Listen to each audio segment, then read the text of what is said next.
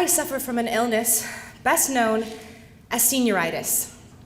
It's a highly contagious disease that affects primarily high school seniors.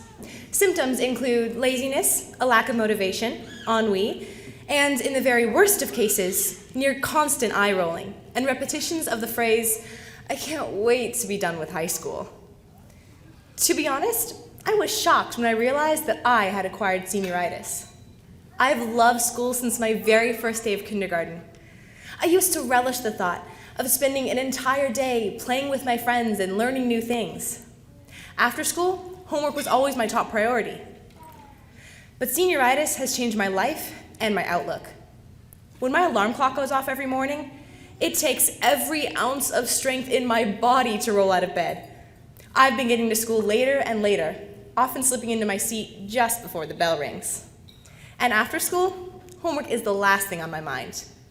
I've been procrastinating on long-term projects in a very scary way. As my senior year progresses, however, I'm realizing that senioritis isn't as bad as it seems. You see, senioritis isn't about not caring about school. It arises from the readjustment of the things I thought were important, and the realization that time is short and the world is big. In less than a year, I won't be living with my family anymore. Of course I don't want to do my math homework. I'd much rather make memories laughing at the TV with my parents or reading Harry Potter with my sister.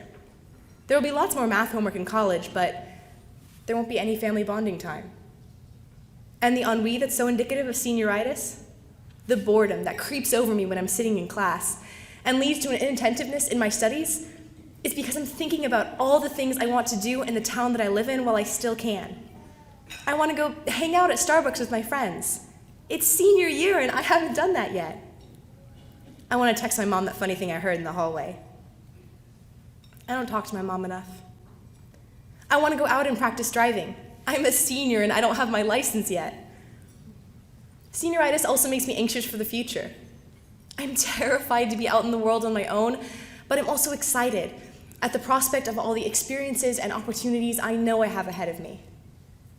I'm full of inspiration on how to decorate my dorm room, and I don't even know where I'm going to college yet. I can't wait to choose what I want for dinner, to pick out my own classes, to buy my own soap. And I'm looking forward to more than just independence. I'm going to go to college. Just think of all the things I'll be able to learn.